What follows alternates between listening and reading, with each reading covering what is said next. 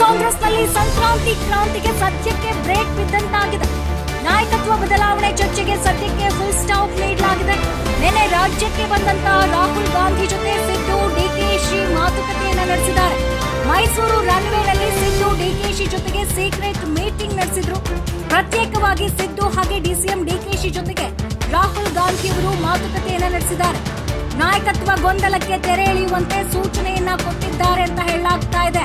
ಇಬ್ಬರನ್ನ ಮತ್ತೊಮ್ಮೆ ದೆಹಲಿಗೆ ಬರುವಂತೆ ರಾಹುಲ್ ಗಾಂಧಿ ಆಹ್ವಾನಿಸಿದ್ದಾರೆ. ತೀವ್ರ ಕುತೂಹಲ ಕೇಳಿಸಿದೆ ಕಾಂಗ್ರೆಸ್ ನಾಯಕತ್ವದ ಗೊಂದಲ ವಿಚಾರ.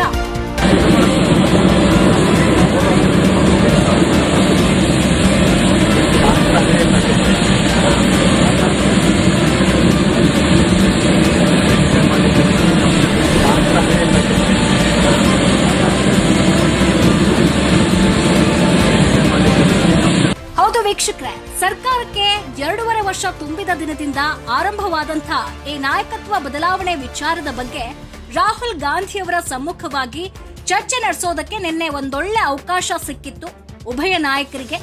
ಮೈಸೂರು ರನ್ವೇನಲ್ಲಿ ಸಿದ್ದು ಜೊತೆ ಹಾಗೆ ಡಿಸಿಎಂ ಡಿಕೆಶಿ ಜೊತೆಗೆ ರಾಹುಲ್ ಗಾಂಧಿ ಗುಪ್ತವಾಗಿ ಮಾತುಕತೆಯನ್ನ ನಡೆಸಿದ್ರು.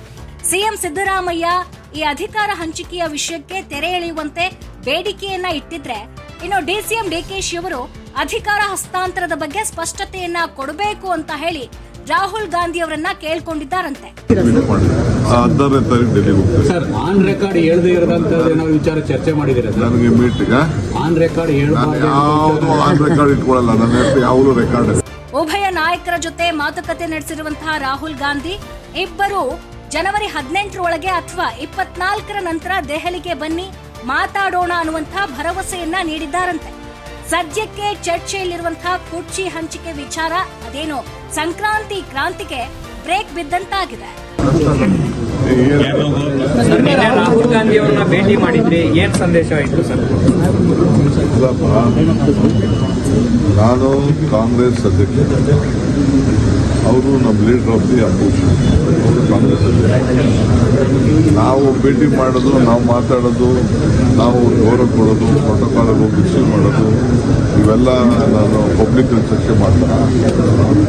ನೀವೇನೋ ಸುಮ್ಮನೆ ನಿಮ್ಗೆ ಇಷ್ಟ ಬಂದಂಗೆ ಯಾರ್ಯಾರೋ ಹೇಳಿದ್ರು ಅಂತ ಆಫ್ ದಿ ರೆಕಾರ್ಡ್ ಹೇಳಿದ್ರು, ನೀವು ರೆಕಾರ್ಡ್ ಹೇಳಿದ್ರು ಅಂತ ಸುಮ್ಮನೆ ಏನೋ ನಿಮ್ಗೊಂದ ನೀವು ಕ್ರಿಯೇಟ್ ಮಾಡಿಕೊಂಡು ನಿಮ್ಮ ಟಿವಿಗಿರುವಂಥ ಇದನ್ನ ಗೌರವನ ನೀವು ಹಾಳು ಮಾಡ್ಕೋತಾ ಇದ್ದೀವಿ. ಹೊರತು ಯಾವ ಸಂದೇಶನೂ ಇಲ್ಲ.